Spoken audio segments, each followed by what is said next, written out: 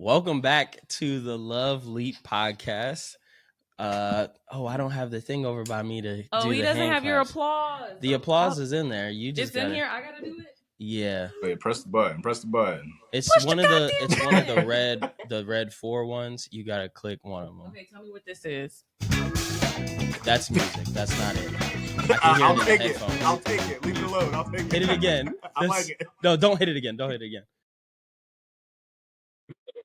That's laughter. You can hear it in the headphones. That's laughter. I think it's the third still one. going. You can hit it to stop it. Oh, wait. Just now hit the third one. The sound clip is 12 seconds long. That's not it. Go to the fourth one. What was that? Don't worry about it. No, the third. Go back to the third one. Wait. Go back to the third one. Cha-ching. Hold it. There you go. Okay. All right. We'll do the intro again. All right.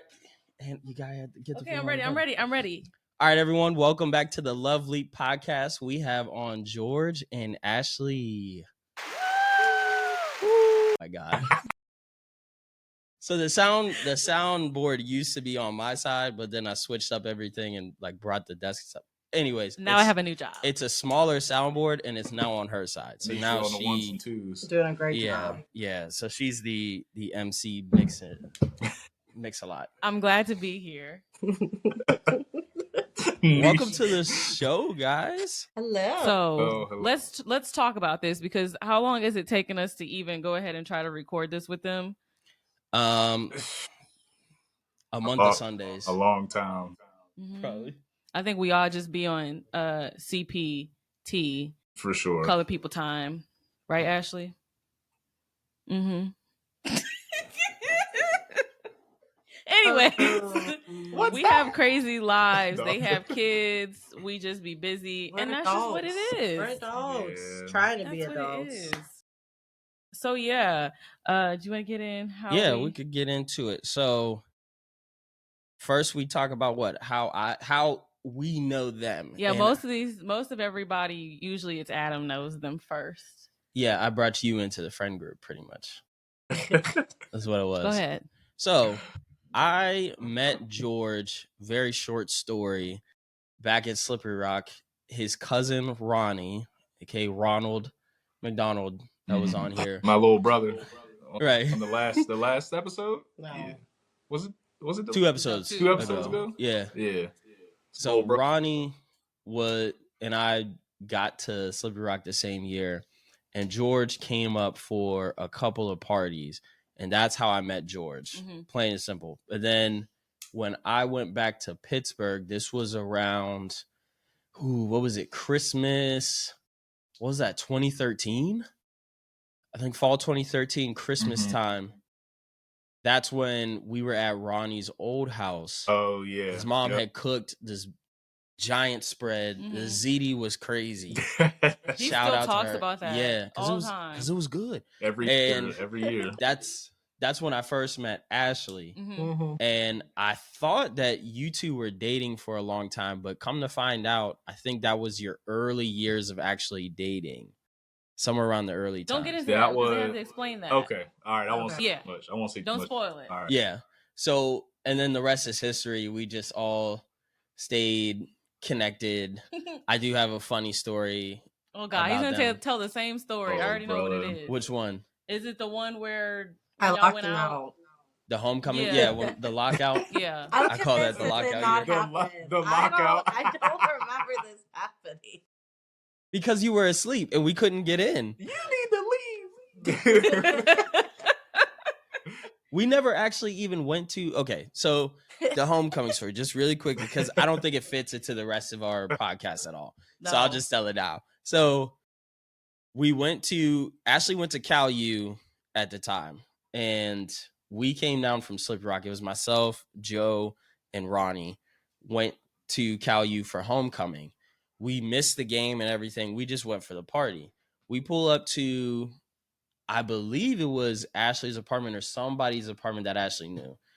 And we were like pre-gaming, and the football players, and they were like, just give it some time, like just let it marinate, let the party get hype first before we actually like go there. So we were like, okay, cool, because I'm trying to get there.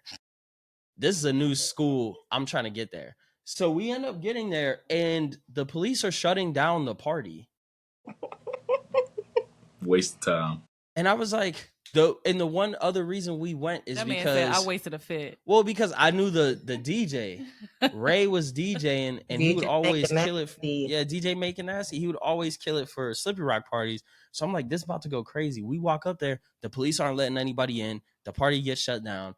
So we just are like, we dispersed at that point, tried to figure out where we were going. We were gonna be staying somewhere at Cal U. Details were hazy to me, but we were like, we're gonna be staying there. And we get to the apartment. I don't know whose apartment it was, but we're calling George and we're calling Ashley. This is like 1:30 in the morning. Cooked. Nobody's picking up. Cooked. And letting us in. So we said, you know what? It's been fun. And we drove back to Pittsburgh that night. We probably didn't get in until like 3:30. One thing they're gonna do, they're gonna sleep. So and lock you out the crib while doing it. We are lock you out. Taurus for real. Taurus. They're gonna sleep. I do just want to say, I had nothing to do with this. I was not aware of the plans at all. So, we know. You know who you can blame? Ronald. Who? Blame Ronald. That's fine. Yeah. We'll blame it all. Ronnie, if you're listening, we blame it all on you. Yeah, it's his fault. It's his fault. Well, anyways, so then when I met, because I met George first, and that's when George was, as Adam would say, pledging the greatest fraternity ever. Ooh, that P word. Created. Yes, they had this little please don't. Anisha hates that one. I hate it. They had this Meet the Kappas event, and that was my first time seeing George. No, what's no. It? Oh, okay. Read between the lines. Sure. So that was my first time ever seeing George. And now, remember, I asked, and I was like, how in the world did I never meet Ashley at his probate? His neophyte presentation. There, and I remember you were. I know. Why wouldn't you be there? Adam, but I was there, like with Adam specifically. Like I remember seeing Adam, which makes no sense. No, to you me. were there with Ronnie.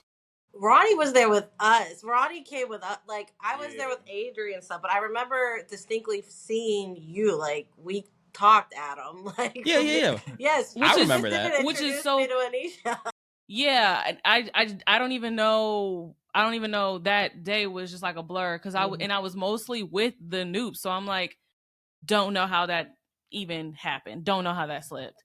So then I don't want to say years, couple months or whatever go by, and George and Ashley are at the proposal. Mm-hmm. And I was like, okay, George, I know you. Ashley wasn't feeling well, and so I still never met this woman a day in my life, but she was there. I also helped set up. Side note, I also helped set up a bunch of stuff, which is so crazy to me. Yeah. So I'm like, okay, all right. But my first time meeting her was when she was in her hotel room because she wasn't feeling well. Do you think Ashley was that nice to me? No. Me? No, to me. No, I'm saying, just saying. Are you asking me? No. I was just saying in general. Yeah. Ashley was just like, yeah, I'm not feeling well. Congratulations. I said, oh, thank you. I am not and it's crazy. Like George makes fun of me all the time because my career, my job, I love everything about it. I am the most friendly social worker. Like, and then I come home and I'm just like, when you're clocked out, you're clocked out. And it wasn't, the thing is, it wasn't even anything that like I just thought was like weird. But then now when I think back, I was like, dang, we really still didn't even actually get to know each other at that point in time. It was just like a hey, hi, bye situation.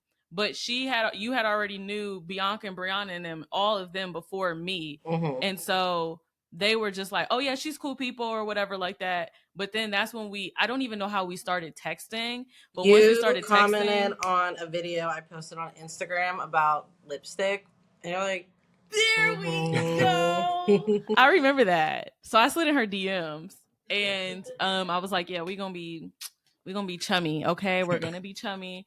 Because we were planning weddings at the same time. Because then shortly after is when you got proposed to, when George proposed. And so then we were like, well, we're planning weddings at the same time. Let's chit chat. Yep. And that's how that happened. And now she can't get rid of me. Never ever. So tell us your origin story of your relationship from the Saunders perspective. Mm-hmm. You want to go? You want me to go? You can go. Go ahead. So George, so we met. So if all the people at our wedding, most of our friends knew how we met, but our family thought we met at a party up at Cal, and that's what it was for years. Then at the wedding, we did a video and we told everybody we met on Hot or Not, and that's how we met. The OG, you know, when Vine, way back with Vine days. The crazy thing, George, I had 2 profiles. George swiped on me the first time, so that was crazy. Yep, he swiped on me initially. You want to answer that? No, you got swiped. But I remember your picture because I think you had the same picture on. I got locked out of one account, so I made a new one. So when I saw your picture again, I wasn't going through as quickly, and I was like, "Oh, she alright." You know what I'm saying? And I think you slid into my DMs, right? You said hey. Yeah. He said hey to me first. He's a straight shooter. And we. Obviously, we have 2 children. Sniper gang. So we were talking a little bit, and then it was just like kind of dry, I would say. Definitely from my part, because I was talking to somebody else at the time. But George was always the one that like texted me in the morning, good morning, and like hope you had a good day. Queen. Yeah. Yeah, literally. And then at night, you know, hope you had a great day, good night. And he did it for like a week and a half, I would say, and then he stopped. So I was like, okay, like that's weird. So I texted him, and at this point, I'm not gonna lie, I barely knew his name. Like at this point, I was just like, I just know that he was texting me, and then he stopped. So I texted him. And I was like, hey, like, let's FaceTime tonight. And we were on Christmas break because I remember I was at home in my dad's house. And I was in like a big sweatshirt, glasses, literally looking like this with glasses, eating ramen. This man comes on in a white beater, a hat. He's ready to have a conversation. You know, he probably got cologne on, sprayed himself for a phone call. Yeah, crazy. And we FaceTime for 8 hours the first time we ever talked. And we realized our birthdays were a day apart. And then we were supposed to have a date on December 12th, and we hung out twice before our first date. And then we started dating on day after Christmas, and New Year's we said we loved each other. And that was when we were 19 years old. 11 years. Y'all was moving fast. Literally flew. Y'all some fast tail people. I had a hair tie on my wrist, and he took it off my wrist, and that's how he asked me to be his girlfriend. I thought it was the corniest thing in the world, but I was in high school, the boyfriends would wear their girlfriend's hair ties. But look, I had to play the game because I'm like, if I say this is corny, ruin all of this. It's okay because we already know y'all was matching t-shirts and shoes going to Kennywood, so it's fine. It tracks, okay? It tracks. What got me is that Ashley was trying to put up multiple shots. Like she was trying to make sure that somebody was going to connect with her. So wait a minute. No. She said that she got locked out. So she got locked out of the other one. Mm-hmm. My question is, so since you didn't know his name, it was just his number? Mm-hmm. Yes. Yeah, and then George asked me out on a date, and the other guy did, and I said yes to George. And then we went to the movies, and to dinner. You was keeping it player, Ashley. She was keeping it real P. Because you had to. How do you remember which numbers? She was keeping it real P because she never once messed up. Like accidentally call him the wrong name. I didn't mean that. I meant to send that. She didn't use names. Yeah, they did not have unsend back then, so yeah, it would have been stuck. So you had to be real good, real smart, real calculated, because you can't unsend a message like, "Hey, Jeff." That's not my name. That's not my name. I'm sorry, who's Jeff? I meant to say sorry. That's my dad's name. I meant to text him. Like, Jeff Hardy. You know who Jeff Hardy? Yeah, exactly. So go ahead, George. What's your perspective? With that, everything. I mean, she didn't exaggerate on anything. That's basically how it went. I was the guy saying good morning, good night, hope you have a good day, how was your day, all that stuff. There were multiple messages there where it was just on my side of the screen for a couple days at a time and stuff. But I'm like, I'm gonna try a little bit, and if she don't bite, then whatever. I'm going back on how to ride, and I ended up stopping, like she said, and it was a couple days. There was a little bit of time in between before she actually hit me back, and then I was like, oh, okay. But yeah, I put on a hat. I did. So did y'all tell anybody, any of your friends, that you guys were talking to each other before it became serious? So did you tell Ronnie beforehand? Yeah. It became serious quick, though. Like I said, we FaceTimed December. No, was it? We FaceTimed December 12th, and by December 26th, we were dating. Mm-hmm. So, like, within 2 weeks, we were dating. In 3 weeks, we said, I love you. I remember, like, distinctly by New Year's, telling him, like, if we break up, we're never getting back together. Because at 19, I was like, I'm ready to settle down. Like, that's well, here we are. But, at 19, I thought I was grown. If we break, and we've never taken a break. We've never broken up. We've set very... I guess I don't want to say guidelines, but like their expectations on what we wanted in a relationship. And boundaries. And we opened up, I would say, pretty quickly about like our lives. So it was kind of just all laid out, like take it or leave it type of energy. Right, but it was in a way that like the things that we were speaking to each other about, regarding who we are, what our expectations are, and stuff like that. They already lined up, so it wasn't like a harsh thing to kind of go through. It was just like, oh, okay, me too, and yeah, ditto. Same. So, but yeah, so. So then, what did college look like for your relationship? Because we were all around the same time, in college, just about. So how did that look? Yeah, so he was coming up to Cal. I lived in Vulcan Village. That's what you were talking about, my apartment, Adam. So I lived up in the apartments at that point. So George would go to class, go to work, and drive up to Cal every night and drive back down. Fun fact, wow. I opened my first credit card at Speedway to have gas to drive to and from Cal. What? It was one of the worst mistakes of my life. But I'm never going to be able to financially recover from this. Yeah, it took a little bit. Why we just bought a house at 30. Took a little bit, but yeah, that's what it was. We were together. I mean, literally as much as we could be together. I will say that, like, because of like my past in things, like I had really bad separation anxiety from George.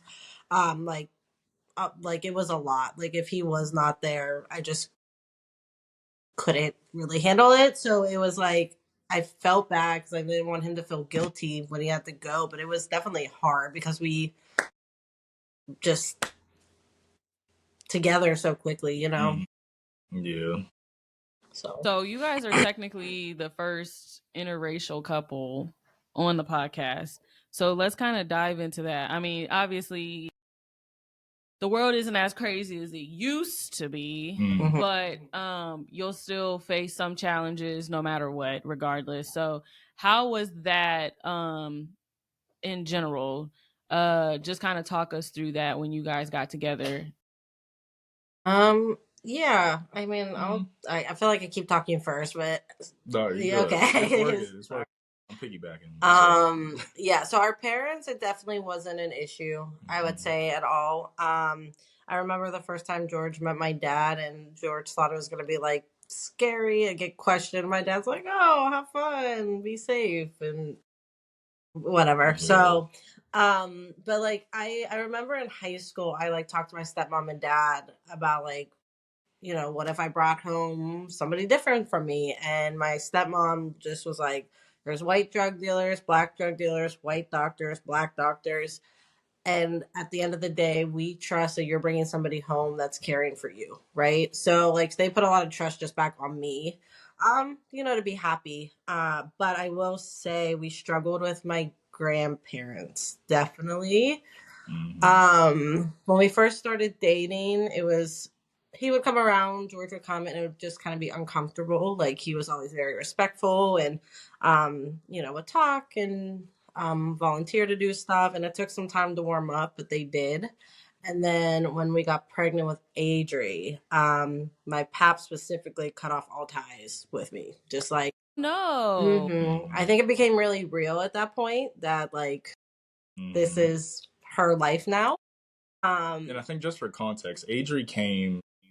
We'll get into Adri and stuff like that because it wasn't like a super long time, right? Yeah, but so like my nana, like I would go over there when my pap wasn't there, and she would give me money and like give me stuff. And when Adri was born, they came to the hospital. Like they didn't know what Adri looked like, they didn't know her name, they didn't know anything about her, and they came to the hospital.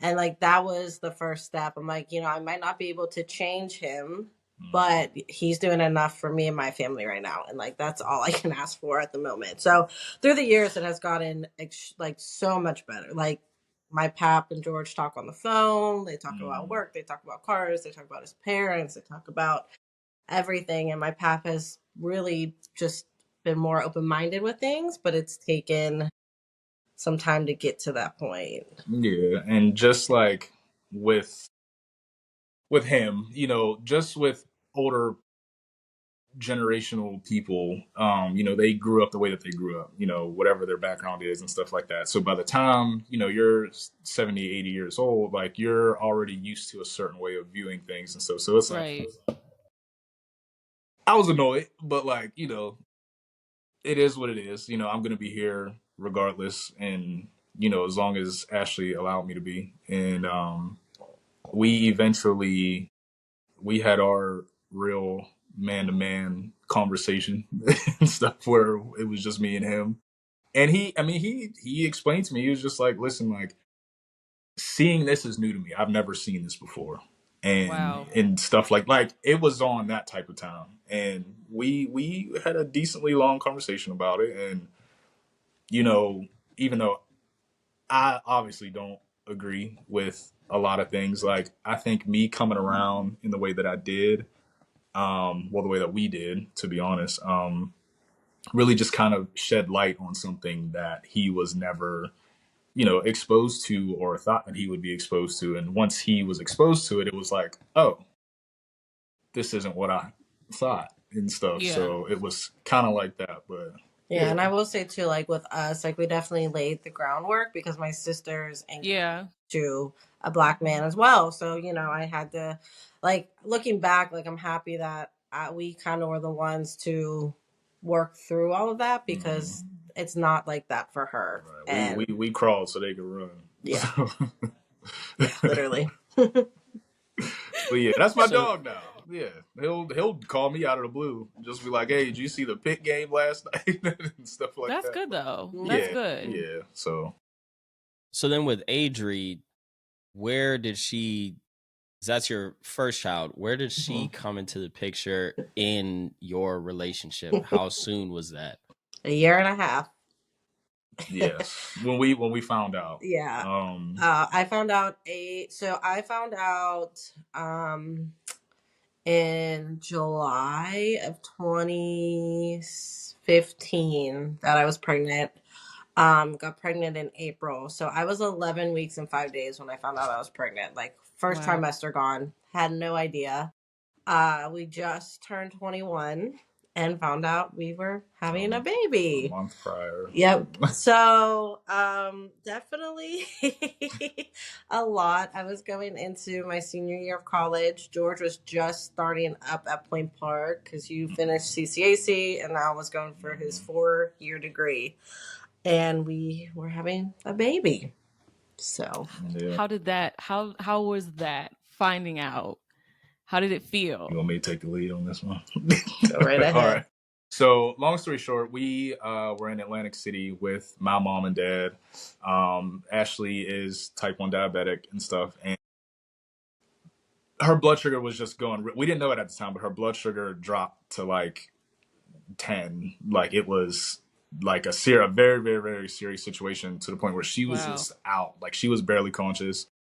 I'm in the other room. My mom is trying to talk to her. I hear my mom saying her name over and over because she's not responding, but like her eyes are open and stuff. And my mom, being a nurse, thank goodness, she immediately started seeing what was going on. So paramedics came, got her together, blah, blah, blah. We came home after that and it started to happen again. And it's not funny. It's not funny, but like she was starting to get like loopy, really loopy. Look, it's funny now because she's obviously. Like I would be like the lightest purple, but it like in my head that's what I'm thinking, but it comes out like bubble balloon clown. Yes, like because again, just due to her blood sugars dropping so low, like so that's quick, how you know like things are like shutting down, basically. So got her together and stuff again. And this time it's like, you need to go to the hospital, see your doctor, blah, blah, blah. So fast forward, we do that. It's like mandatory that they do a pregnancy test on women when it comes to diabetic, issues and stuff when they come in. We're sitting in the room, Ashley's sitting in a little hospital bed. I'm sitting in a little chair next to the bed. Nurse comes in, does a little pregnancy test, and she's like, doing it on the counter, which I don't know if it's sanitary or not. I ain't gonna say the hospital, but but anyway, she's doing it and I'm on my phone, whatever. And I see her look up at Ashley and she's like, when's the last time you had your cycle and stuff like that? She was on birth control. So like she only had them every like 3 or 4 months or something like that. So they weren't, consistent at that point, regardless. When she asked that, like now I'm on my phone and I'm sitting in the chair and I'm like, like I'm looking up. I'm like, that was a weird question. But Ashley's like, she explained that. She's like, I'm on birth control, so I only get them every, so often, blah, blah, blah. And then she didn't say anything. And Ashley was like, why? And then she just looks back and she's like, you guys are pregnant. And it dipped. She dipped. Yeah, she left. She grabbed her stuff and went right out the room. So mind you, we're in the emergency room at the hospital. We're literally watching SpongeBob on the TV. On like the TV, 21, watching SpongeBob, doing kid stuff. Because at that point, we're barely legal. Yeah. And he's like excited. And my life is just like flashing. Because I'm like, I'm about to graduate college. How am I going to do this? What is going to happen? My whole life is like flashing before my eyes. And he's like, it'll be okay. Everything's going to be fine. Like I was in mode like I got us. We're going to be all right. He was ready. I was excited. Like immediate, like the shock was obviously there, but I'm like, yo, I'm about to have a son. Like this is crazy. Oh, like, wow. And then we go into the ultrasound, and I'm thinking like a couple weeks most. Like I'm thinking little baby in there. I saw a heartbeat. I said, she's like, yeah, you're about 11 weeks and 5 days. You're out of your first trimester in a few days. I said, okay. So the hard part's over. 3 months gone. And because I was so stressed I was pledging my sorority at the time. It was finals. She's just like, you were probably so overwhelmed with everything happening that you weren't realizing what was going on with your body. And I've always had digestive issues and stuff. So stomach aches weren't new to me. But I didn't have morning sickness. I didn't have a lot. But I was also 21. My energy level was very totally different. Yeah. Oh yeah. So yeah, we turned 21 the second week of May, and we found out all this whole situation happened the middle of June. So it was literally a month after turning 21 that we found out and stuff. But So how was it telling the parents? Cold, brother. My parents were fine. You want to explain how that went? So at this point, I'm checked into the hospital because being diabetic, I'm high risk. So there's a bunch of stuff that we had to do, like just to monitor everything, get me on prenatals, check the baby. So my parents are coming to see me in the hospital. My siblings are coming because I'm in the hospital. So my mom and sister came, and I did them both. I just handed them the ultrasound pictures. Weirdo. Because like, what am I supposed to do? So I just like handed to them. My mom's like happy and crying, and my sister at that point, she's 17, 18, 19, 21, 22. No, she was younger. She was like 15. 15. Yeah. So she's just like, whatever. So my mom was good with the flow. My dad got it and just walked out. No. Wait. You gotta get a context to this. Okay. I'll say this one because I remember this specifically. So at this point, me and her dad are cool. We're like this, whatever. But George. But so I'm sitting in the chair, like to the left of the bed. The entryway is on the left side of the room too. So he comes in and, remember there was still an issue going on, like just with her diabetes and stuff that we needed to figure out. So that's what they're all coming to the hospital thinking. So he comes in. So it's him, I stand up, shake his hand, what's going on? Da, da, da. It's him, me in the chair, Ashley in the bed. Ashley just grabs the ultrasound pictures and reaches over me and hands them to her dad. I'm in full defense mode at this point because I'm like, he's swinging. He's going to swing on me because I'm sitting down. I'm defenseless. Like, he's swinging. And just start choking you. Yeah, like, he's literally like standing right by my knee. And she's just like, and he's like, what is this? And he goes, as he's going to reach out to grab the ultrasound pictures, he realizes what it is. And then he pulls his hand back and he looks at her and he looks at me. I've never seen somebody's face turn red so fast. Like, he broke out in a sweat and then just didn't say anything, just turned around and walked out of the room. Her brother is on the other side of the room, which he's 18 at this point. He's like, what is that? What is that? This is it. And then he stands up and looks and he's like, oh, I told you your butt was getting big. Adam. Like a couple weeks Not before, my brother's like, why is your butt getting big? I'm like, shut up. Like, no, it's not. Out of all the things. Yep. But and then he runs out after their dad and stuff, but he's cracking up. Like, he thinks this is the funniest thing ever, but he runs out after them. Fast forward maybe like 10 minutes, like a real 10 minutes. Her brother comes back in and is just like, hey, my dad wants to talk to you. So I'm like, all right, now we about to get it going in the hallway. You know what I'm saying? Like, at least there's like people around. You know what I mean? He was ready. So, like, what else would you expect? Like, you know what I mean? Like, he's a very nice guy, but like, this is his firstborn child, daughter. Like, so I go out in the hallway and he's pacing in the hallway. So I'm like, all right, he done stretched and stuff already. Like, he's good. You know what I'm saying? I didn't do none of that. So I walk up to him. Again, no words. He literally just hugs me and is like starting to cry because he's starting talking. He's just like, whatever you guys need, I'm here. Like, I just can't believe this, but like in a positive way. But like, he's like, like all of that and stuff too. So like, I started crying too because I'm like, this change of emotion is a lot. But so then after that, my dad takes George to meet his dad on 51, which is like the main highway. Meets him on 51 because the car's at the hospital with me. So I'm at the hospital. George has to go home to get some stuff to come back to the hospital. So my dad said when he stops, so George's dad is George. This is George. My dad's George. So my dad drops this George off to Mr. George. And Mr. George says something like, what are we going to do with these kids? And my dad's like, yeah, just the way, like something like you have no idea. He says, so he was like, oh yeah, you have no idea yet. Like, so then tell them about, you condensed the story, but tell them about your I thought he died because I didn't hear from him for hours. Like I'm like calling him, like he's dead. I'm gonna have to raise this baby by myself. It was bad. So when he said that, like him and my dad are like standing outside in between the cars talking, just general, chit chatter.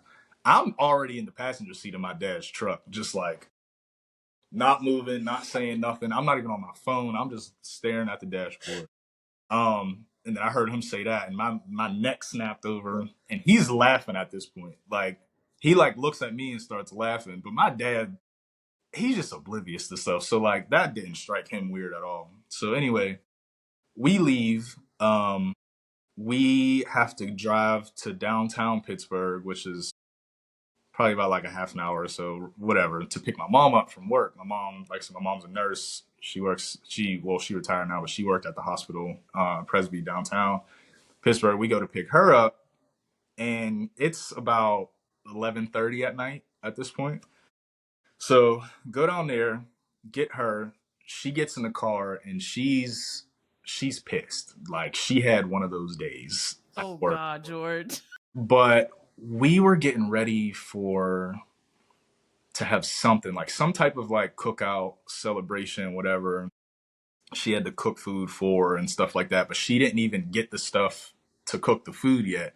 So we had to go from downtown to Walmart out by us so she can get food. And it's like midnight at this point. So not only was her shift bad, she has to go to Walmart. She can't even go straight home. She has to go to Walmart, get this food and stuff so she can wake up early the next day and cook and stuff.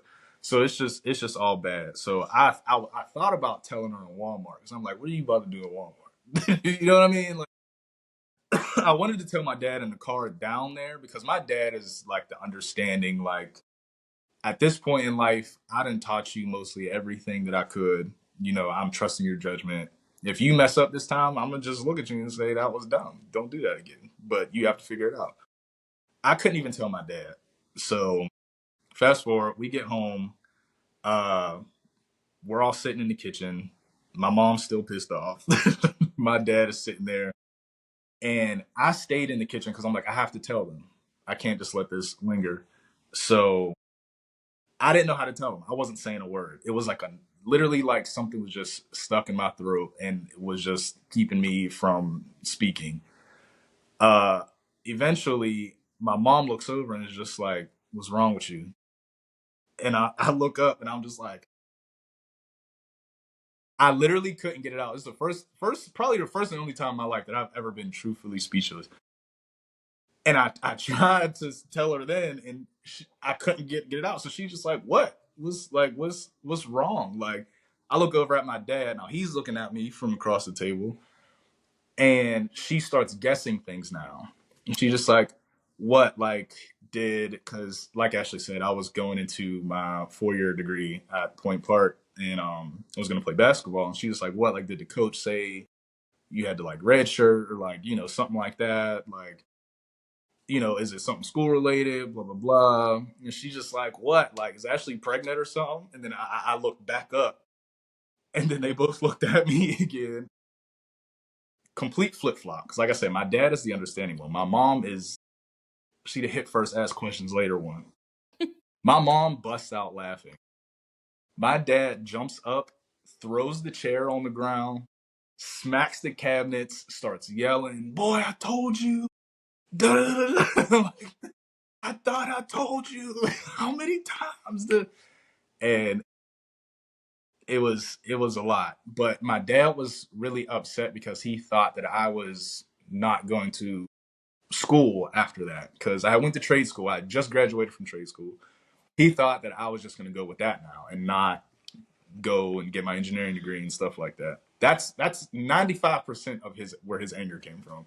But when I told him, he completely like came right back down. And it was that was I got basically out of the hospital, and then George's mom said we could live there, and the baby had a room, and I moved in, and we were there for all of Adri's life. So up until this point. So everything changed. They love Adri. They are Adri's besties. So yes, very blessed. Her and my dad are like The same soul, yin honestly. and yang. It's crazy. Like It's crazy. 72 years apart. What you got? So I'm interested to know, when it came to Ashley, your dad's reaction, did he ever tell you, like after the fact, what he was thinking or feeling during that moment in time before he brought you, George, outside to the hallway? No, I don't think he ever talked. I don't think we've ever had like a sit down with it. I just know that he was excited for us. Like my dad is like the most go lucky, happy, like positive person. But he's also like the most anxious and like overthinking person, emotional person I've also ever met. So he never really talked about it, but he was always super supportive in there and calling and checking and like, just being there for us. So I don't think anything, I think there's just a lot going on in that moment. Also, like he lost his parents pretty young. Like I was probably in high school with my grandma and then my pap. So like his parents are now gone. So I know like we kind of talked about that a little after, and he'll always tell me like how much they would have loved Adrian and stuff. So I think that was probably a lot of his feelings at that point, was just adding somebody to our family when, we've had a lot of loss in our family in recent years. So I think that was a lot of that happening. Yeah. So what was the dynamic when, giving birth with Adri and still being young and in these streets, partying and stuff like that? What was that? How was that? Or in general, dating too, because you guys are still fresh in a relationship where you're navigating, learning each other, loving each other, and now you're bringing a life into the world where you have to also equally give yourself to this child, but then you're young, so it's like you're kind of burnt out from certain things and stuff like that, and you also still want to be out partying and all that other stuff. Yeah, I think from the beginning, like we were very understanding and had a lot of support from our families. Like with babysitting and stuff, like Adrian was never in daycare because everybody kind of chipped in and supported. I think me and George tried to get as much time for ourselves, like, together, going out. Like if we were to go out, we would try to do that together and spend time by ourselves as much, in the pockets that we could. But we were also both busy with school and internships and jobs and life. So I just think we were so busy with everything that you kept just kind of pushing. I will say I was probably the one that went out more. And that was a lot of because of like the Huntington's disease and like that diagnosis that happened in grad school, like my mom getting diagnosed and I'm getting diagnosed and not understanding what it was. So like I during that time, like there was a lot of negativity and judgment from a lot of, especially older women around us, like close women around us that, was really hurtful because they're, talking about me and my mothering. And at this point, I'm 21. First thing, I'm 21. But like without having any idea of what's going on, like they just saw what they saw and took that and judged me for that. And I think that that's something, I struggled with. But at the end of the day, like George was always very supportive because he knew why I was doing what I was doing. Like, to put the record straight right now is I couldn't look at my kid, like, because now she's at risk for Huntington's. Like, my mom got diagnosed, had no idea what it was. I got diagnosed, still really don't know what it is. Like, my whole testing was traumatic. Like, and that was the only way that, like, I could be okay, was like to be away from her because I struggled so hard to see her. So that was really hard. But again, I think because George always knew that, like, we were always good. It was never like resentment. I mean, I don't want to speak for you, but like, I don't think there was ever any resentment or anything. But like, I had to grow up and grow out of that and like work on myself and my emotions and things. And, things got better. But there was definitely a period that it was rough. Yeah.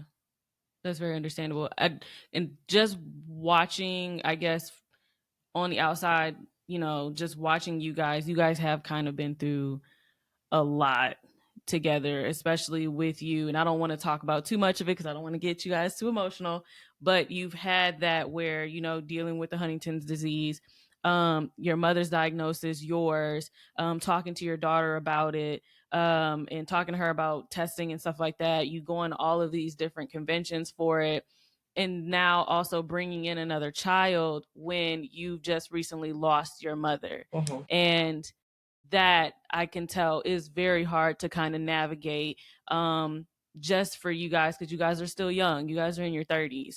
And I'm sure for you, Ashley and George, you can kind of agree to this. I'm sure that it was a lot harder with you raising a second child with your mother not being here.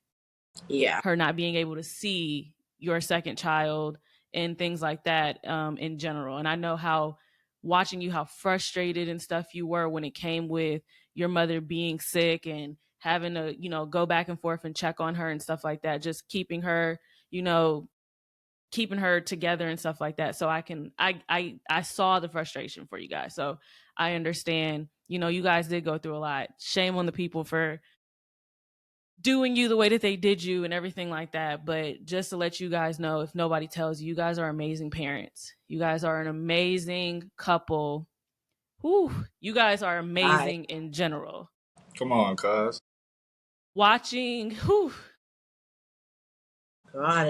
you go through what you went through with losing a parent in general. And we've had that conversation before about, how you felt when you did have Adri and how people treated you. And I've never want anything like that for you ever. And it sucks. And I know it does, because I know how bad that was for you. And I wasn't even there, but listening to you talk about it later on in life and see how it still bugs you. You're an amazing mom, and you are. And George, you're an amazing father, and you are. Thank you. We've got people around us, but you guys are really a pillar of who we see us being as parents, just because of who you guys are, how you guys take care of Adri, just in general, and just keep pushing along no matter what. So I just want to let you guys know that, because I know that you guys have been going through a lot. It's been a lot. So you guys are amazing. I just want to let you guys know that. Sorry, I said I wasn't going to get like that. But y'all got to understand, Ashley has she has this little piece in my heart. She'll get on my nerves sometimes, but she can't go anywhere. We've had our ups and downs, but regardless, she can't go nowhere.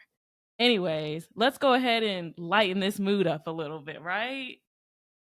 Real quick, I definitely just want to say, I don't want to speak for you, but I feel like I can in this instance, rarely. But we really appreciate y'all, man, for sure.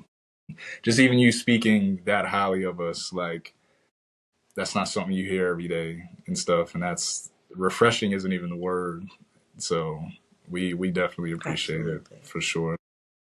So it's a little bit tougher to follow I'm sorry. up on that I'm so sorry. I had to do it at that point. I mean, because we've heard it. We've heard those conversations. We've seen it. That's hard. Like that's a lot to kind of deal with. It's not just something that's just like small. That's a lot to really deal with, especially raising a kid at 21. You have your mom there at that point in time, and then when it's time for the second one, she's not there. That's hard. Yeah, I mean, they've been thugging it out in the trenches, and that's all you can do, man. You know what I'm saying? Well, that's what we love about y'all, and also the fact that you're always open to, at least with us, maybe we're their favorite couple, but always open to when we talk, having just very deep conversations, but being that support system for other couples and other people when you guys have a lot going on, right? Stuff that you might not have even chose to have going on, and just the amount of class that you have in dealing with it is, it's a sight to see. It's awesome to be a part of that journey with you two. I kind of got in a front row seat to from the start. I'm like one of those indie people. I was there from the beginning. Yeah, okay. I was there from episode 1. You know what I'm Okay. saying? Without me, none of this would. Right. None of this works. No. But what does life look like now? How are things going now with you all, and what's new on the horizon? Yeah, I feel like everything we've manifested since starting to date at 19 and the things that we talked about, like, yes, we've had to adjust some things and, some goals that have had to get pushed back. But I feel like where we are right now is everything that we've wanted. We wanted to get married. We wanted to extend our family. We wanted to buy a house. George wanted to go back to school and now he's doing that. I wanted to teach and I get to do that. I feel like we manifested all of this through our relationship from the beginning. And it's just everything is coming, it's becoming a reality, which is really crazy to think. Like the fact that we're sitting in our own house right now is like still weird to me that I'm like, I'm going home, like to my home. To my house. This is mine. And it's just, like I tell Adrian and Addie all the time, I'm like, we're doing this for you. Like, the baby's 2 months old, but like I'm home alone with her and I talk to her all the time. I get to be a stay-at-home mom right now. I'm on maternity leave. I didn't get that with Adri. So I've got him, I'll have 3.5 months with her. And, this time that this picture of our life is like exactly where we want to be, I feel like. And all we can do is just keep going and keep pushing. We do what we can for our kids, for each other, for our families, for our friends. And we're happy doing it. I think that that's the big thing is like, yeah, we get stressed and overwhelmed. Like I've definitely had hard days, definitely postpartum, losing my mom. Things have been probably the toughest it's ever been. But on the flip side, like we love what we do and we're happy doing it. And I feel like that's what it's about. Yeah, we're happy together. Like, I know it's corny, but like we don't really argue. We don't really we're really best friends. Like it's crazy. Like I said the other day, I was trying to describe a Subaru. And I'm on the phone because we're looking for a new car. We want to get a little bit bigger of a car. And I'm like, I don't know what type of car it is, but it's like a woke white lady who likes plants, like very naturey. George is like, no, a Subaru. I said, yes, yes, that's a car. It's like things like that. We're just so in tune. And it's like, I don't know. It's just sometimes like, I don't even feel like, I don't know, like we're the same person. So it just sometimes doesn't even feel like. Because like you really have to think like we've, outside of having Adrian, we were 21, like we started dating, we were 19, like a decently fresh 19. So like, we're 30 now and we've literally grown into adulthood together. So like learning adulthood things and how to manage adulthood things and stuff like that. We've literally helped each other into adulthood and get to where we are now and stuff. So we've definitely kind of just naturally have done this mentally, emotionally, everything. What do you think the key to that is? Like, because from 19 to 30, being together that long, now 2 kids in, 2 years of marriage, and just how, especially those like 19 to, I would say like 25, 26-ish years, sometimes even towards 30, like that's a tumultuous time. Right? People are doing their own growing. What's been the key, the secret sauce for you all to continue to grow as individuals, but still grow together as a couple?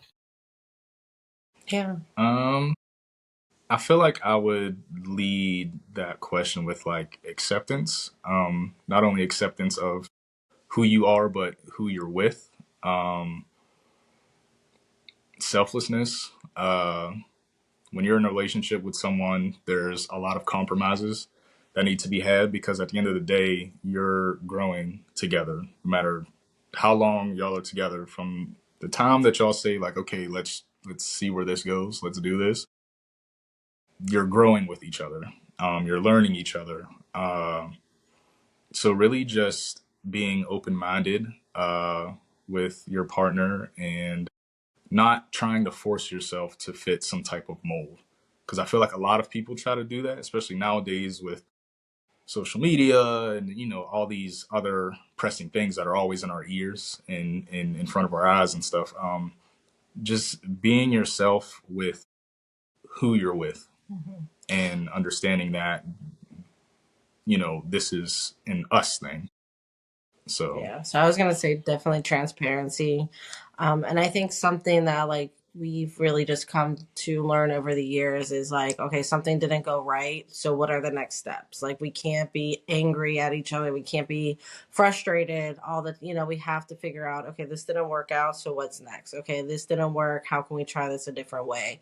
And I think the compromise is always there, you know, always having to compromise, you know, with each other. Again, we are very open with our communications, but because we've been together for so long, we can read each other like crazy. It's more of a natural thing. Yeah, like the other day, like I was saying something. I just had a really off day. Like I was just off, and it was just a really tough day. Just like kind of missing my mom and stuff. And like we were downstairs, George was talking about something, and we came up, and I'm just like, I just need to go lay down for a little bit. Like I'm just, not doing the best today. And he's like, no, I know. Just, go relax. And, I think that that's also the reality too, is like stepping in when your partner needs you. It's not, I saw a trend on TikTok that's like, ask your partner if they'll make you a coffee and see their reaction. Like George will always make me a coffee. I will always make him a coffee. Like it's never, go do it yourself, and like just seeing a trend like that, like you realize, like, I feel like just talking to other couples and things, like I realize like how lucky I am, especially even as a parent. Like I have a husband who cares for me, my daughters. Like he's not the husband that's like, I have to babysit my kids.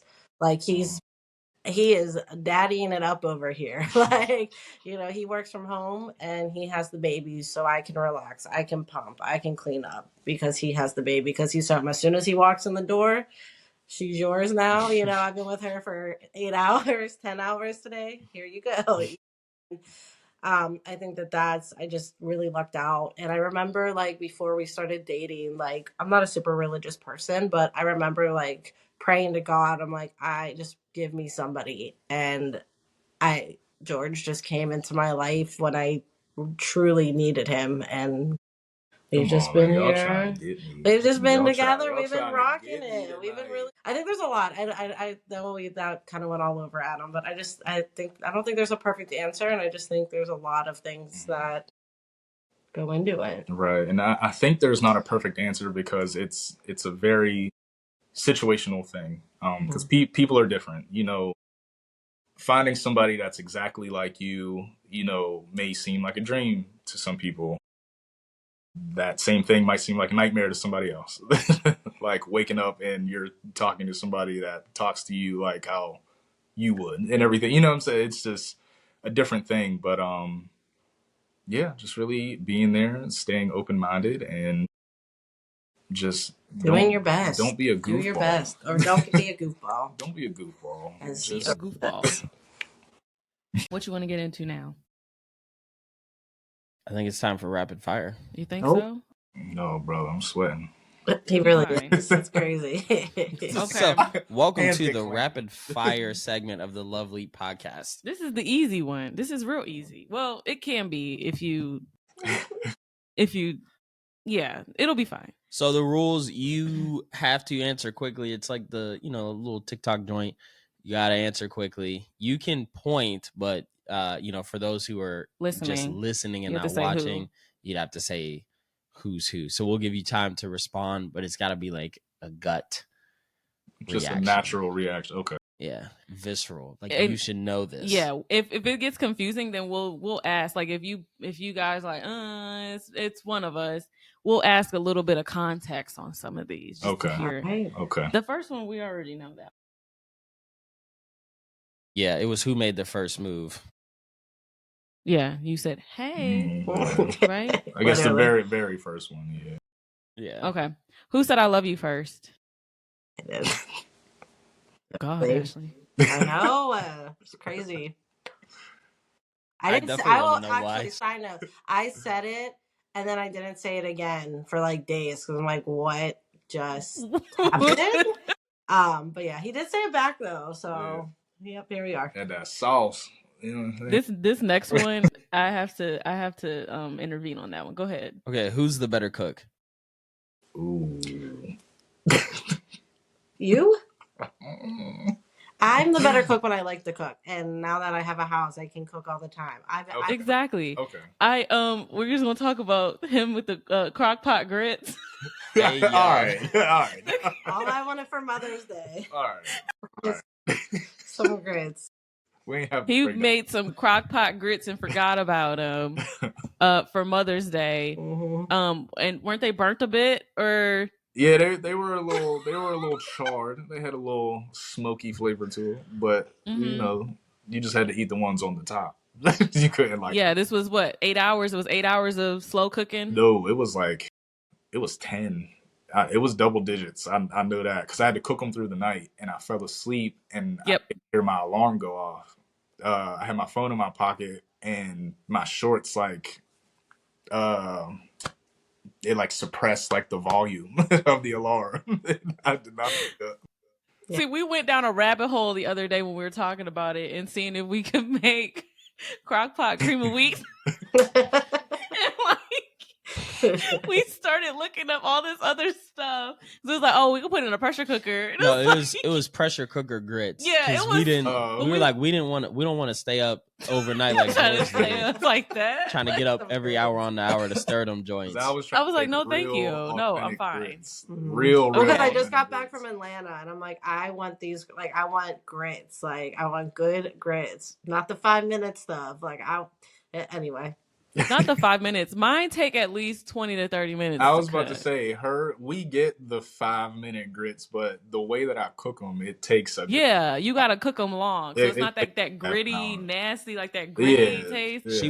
She wanted them southern savory, buttery, salty. And she got them burnt. Yeah. She didn't want sugar in the grits. She didn't want them gritty. She got them tasting. burnt. Yeah, that's all right. Okay. And she had them burnt. Who was the better driver? Oh, George. I hate driving. Who's more organized? Oh, George. yeah, I would say that was. What do you have a room for your shoes at your house? The whole basement is George's space. Yeah. Okay. The whole basement is now. For those who don't know, he's a sneakerhead. The iPad is literally sitting on 2 Nike SB boxes right now. Sneakerhead the long way. Yeah. The long way. Big sneakerhead, not to be confused with the little one, okay? Not the little ones. Who has the better fashion sense? George. I like sweatpants and a t-shirt. Keep it simple. I mean, I give you credit though. You be putting that stuff on. Yeah, though. For sure. We went to the B5 concert. She was cute. She had Adeline all dressed up. You know, it was real cute. We had a great time. You gotta add in a picture. Yeah, the good B5 concert. The B5 biddies. Not sponsored. Not even mad. That's fine. Sponsor us, B5. We'll come see you again. You gotta see. Exactly. You gotta see. They follow me back on Twitter, so it's fine. I saw that. You got to see if one dude will let you use his song in the final. No, absolutely not. No, that was horrible. Oh no, not that guy. No, Yeah. Not the opener. No. Okay. Despacito. Who chooses where to go for dinner? Me. Yeah. Yeah. Steak and Shake, right? If only. I wish. Yeah, because they got rid of your Steak and Shake at the water. Every time we come to now. Ohio, we Yes. You have to go all the way to Ohio? Yeah, that's the closest is Ohio. Either that or like it's like DC or something like that. But DC is not close. That is trash. Ohio. We're coming to Ohio. Yeah. Oh goodness. Okay, who wakes up first? Me. Really? Oh yeah. No, we knew that. Do you remember that time we called? On like an off day, like tomorrow. I can get up in the morning. George takes 20 alarms. I set one alarm and I'm up and I'm fine. That wasn't the question though. Me. You remember that time that we called George? Remember when we called and he didn't answer, and then Ashley answered, and it was like wasn't it like super late? It was like 1 in the afternoon and he was still asleep. Yep. Oh, when was this? And what was I doing? I don't even remember. Ashley can literally go out and be out all night and still wake up early. I know that for a fact. Yeah. Ashley don't like going home. We was just talking about we were just talking about that the other day. It was a video and it was a guy. He was like, when you hang out with that one friend that don't like going home. And he was like, so y'all ready? We about to go somewhere. I was like, it's like the after party at 4:30. Yeah, I saw that. I said, Adam, I said to him, I said, this is Ashley. I said, Ashley had me out that one night. We went to the hookah bar. We had fun. We ended up at the Kappa house. I said, Ashley, I want to go see my husband, please. We had so much fun, though. We were drunk as skunk. And George and I had the hookah in the room. We had pizza rolls. Oh, yeah, we did. Adrian was asleep. We watched we made bagel bites. Bagel bites. That's what it was. We made a platter of bagel bites. And then we were watching the charcuterie board. Yeah, we were watching the And One documentary. Oh yeah, that documentary. And Adrian was asleep. We watched like 2 documentaries. We did. Yeah. We were definitely on a documentary wave. I was like, oh, so where are we about to go now? She's like, oh, don't worry about it. And then we pull up to the Kappa house. I said, why are we here? Why not? And we just sat there. Hey guys. Oh, hey, Ashley, how you doing? Fun. I'm like, oh my God. Remember one time we sat on the porch and they were security and we were up and all. We were watching the little college girls go to the Kappa party. Yes. And we're just like, ew. We had to help that really drunk girl too. You remember? We had to get her water. Yes. See? It's that Noop juice. We have sometimes, guys. We have good memories. And I guarantee you, George probably didn't wake up the next day until 1:00. So, okay. Who is funnier? think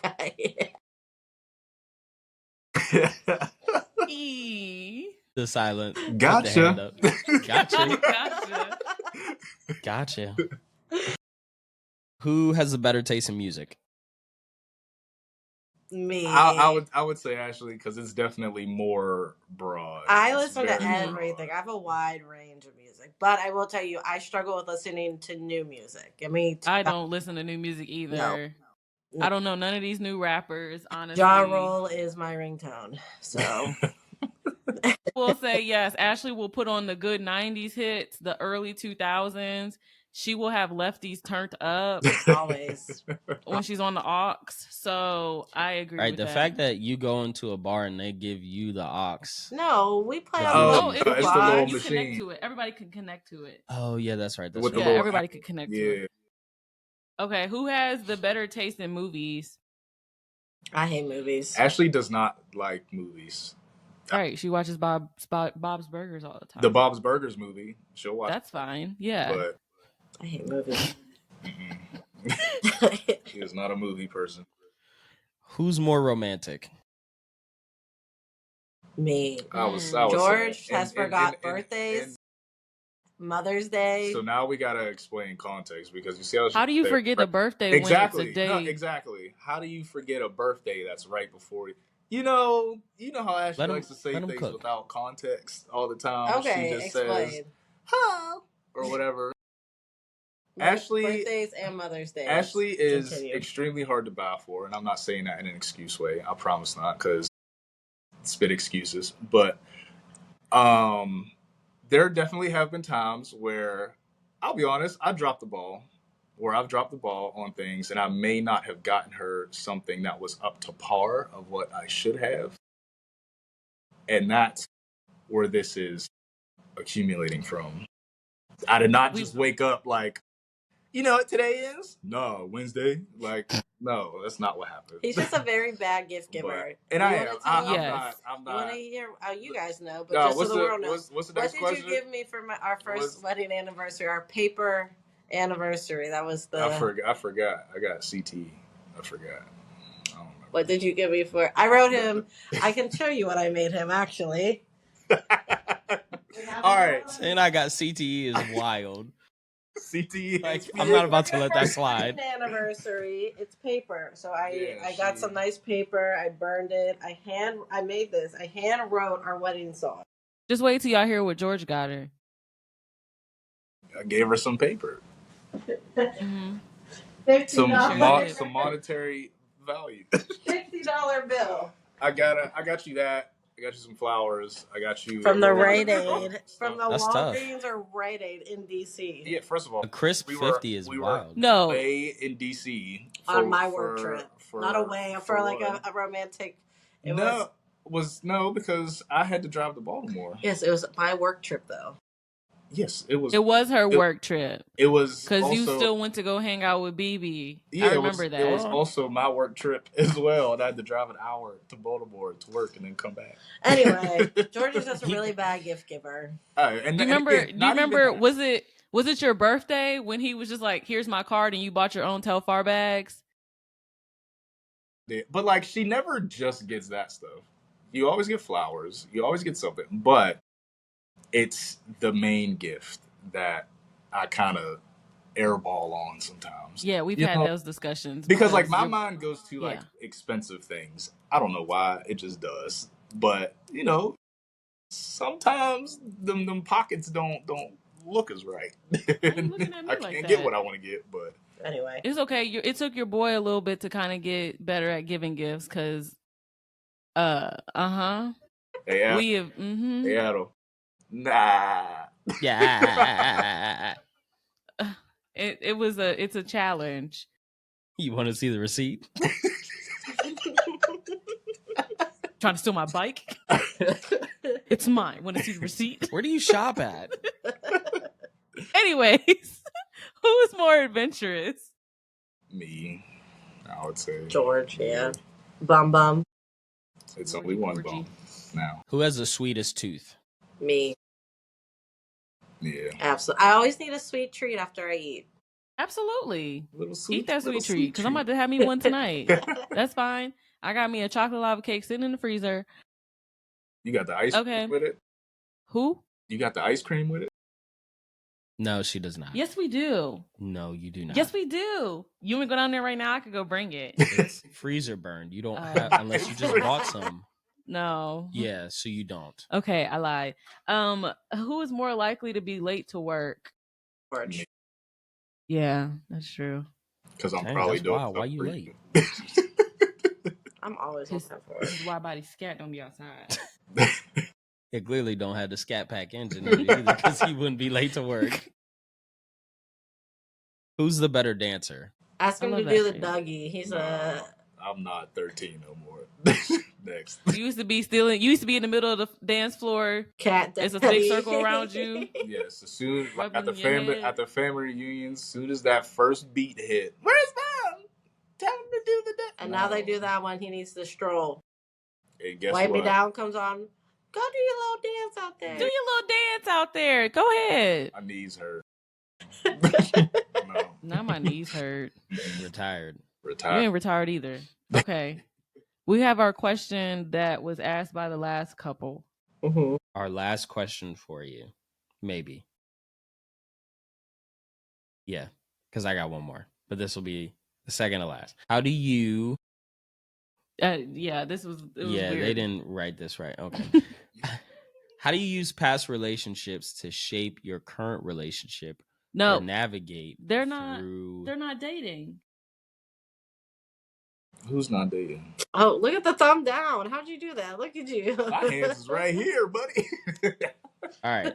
So just that first part. How do you use your past relationships to shape your current relationship? Or how have you all used past relationships to shape your current? Is probably the better framing of the question. I don't have really any past relationships. George was like my first real boyfriend. Like I had little month relationships in high school, but like I never dated. So like George was my first boyfriend. So like I didn't have too much going on back there, but we struggled a little bit, and definitely like looking back at 30, like at 19, like stupid stuff, but I think it was just because like you didn't want to tell me things because you thought it would hurt me, but then I would find out about them and then it would kind of blow up into something. So George is also a very nice person. So there was times that like I would see what other people were trying to do to him. And I would tell him like they're trying to, make you do this or make you do that. And we kind of got through a thing where you're like, he kind of closed off and he's like, I'm just done with being nice to people. And we had to have a conversation like, I'm not the one who hurt you, so you can't treat me the way that you want to treat these other people. So it definitely took a while, like, even a couple of years, it would just kind of come up. Like, I would definitely bring it up like a stab in a situation. Like, I'd be like, oh, what's she doing? Or, just because it was there. But again, at 30, I look back like, no, like, what? Dumb. Like, it is what it is. But it definitely, I think that's where a lot of us having to learn how to communicate. Because I'm just like, even if you think it's gonna hurt me, like, I'd rather hear it from you than like finding out or seeing it somewhere else. Right. And it wasn't even really him doing it. It was other people, the other person that would try to do things and say things. And for sure. And it was like, just to kind of go back to what we were saying earlier about just like, what's like the secret sauce with like being together so long and this and that. So like in a lot of these situations at the time, I just felt like, this isn't serious enough for me to even like tell you. Like it's not that deep. But I'm looking at that from my own personal viewpoint. So it's like, but I had to understand that like something that might not be that deep to me might be the Earth's core to her. You know what I mean? And that's just what it is. But that just goes along with the growth and the learning the person that you're with and, the whole compromise aspect of a relationship and stuff. Like, that's all stuff that was encompassed, from those times in our relationship for sure. But it was definitely a big piece of our big relationship at first. So my last question is for each of you individually. And this is kind of like a 3-parter almost. So each of you individually, and then you two as a couple. If you could be put in a room with a past version of yourself, what year is that version of yourself and what are you saying to that person? And then as a couple, if you could be put back in a room as the couple you were at whatever interval that you would want to talk to, what version of yourselves as a couple are you talking to and what are you saying to them? That's a great question, Adam. Adam. Thank you, Ashley. Sorry, Georgie Porgy. It's all right, Nisha Pisha. I would probably say like teenage me. Me and my brother and sister all lived with my mom. Like our dad's in the picture, my sister's dad's not, but she was a single mom. We lived with her majority of the time. And I think she was starting to become like symptomatic and we would just really butt heads a lot. And I was just so angry. And like, I know I have reasons to be angry. But something like through the years, and I've talked to, one person in particular, and because I was saying how I wish I would have had the opportunity to like tell my mom, like, how she hurt me growing up and things. And, I want to have this conversation because I've tried and it just, she was starting to become sick and symptomatic. And the person said, well, what difference would it have made for you? And I'm like, you're right. Cause it was, I could have found out more things. I could have got more angry and things. So I feel like going back to teenage me, just like reassuring that everything is going to be okay, taking a step back. Because in retrospect now, not having my mom, like regardless of what happened with her, like that was still my mom. And I really took a step back from her because of things. And now I just wish I would have kind of, I don't want to say just didn't like consider, because they were traumatic and they made me who I am, but understand like some of the things that she was going through as well and how that also affected her. So I feel like in high school, like I was just very angry and I was lashing out. So I feel like that's the person I would sit with and just be like, look what you got because of, where you've been in your life. Yeah, this is a good question. I would probably say, since we're kind of taking like the more general aspect, I'd probably go back to like 14, 15-year-old me. Number one, invest in Bitcoin as early as you can, for sure. He's so unserious. I can't. $1 would have made you holler. Nah, I'm being dead serious. invest in Bitcoin. Keep cutting that grass and invest in that Bitcoin.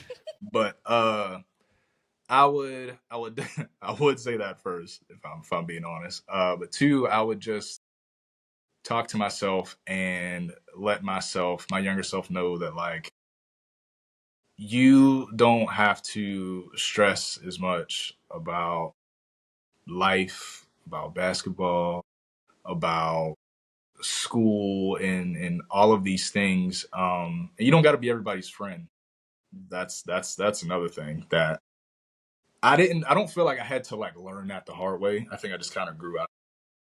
But you don't got to be everybody's friend, and like remember who you are. You know what I'm saying? Like you are you for a reason. And that's more than good enough. And yeah, when things don't really pan out with basketball, when you get around college and stuff like that, it's all right because you have a great life, at this point. So, yeah. So what about us as a couple? Where would you? I would just tell. What era? I know that's. I feel like any of the younger ages between like 19 and like Adam's probably like through like 19 and like 24, 25, like stop being dumb. Like just shut up sometimes and just listen. You know what I mean? Like don't always allow yourself to react just because. Yeah, and I think that that's like probably when we would argue and like lash out a lot was during that age because neither of us were listening to each other. Like we all just, again, we're zodiacs. We're both Tauruses. We're both very stubborn in our own ways. Like I'm more out front and outright about it, and George is more of stubborn but very quiet. Like, and I think that would. Like I would want to talk about it right now because I'm like, we need to talk about this. I can't function if we're mad at each other. Where George is like, well, no, like I need to go step away for a little bit and reflect on this and then talk about it. And I think that was probably some of our worst fights is when we just weren't listening and respecting what each other needed. Like we compromised. Like, okay, you take an hour and then we'll come back and talk because if we go past an hour, I'm not going to be okay. But I know you need that time and space.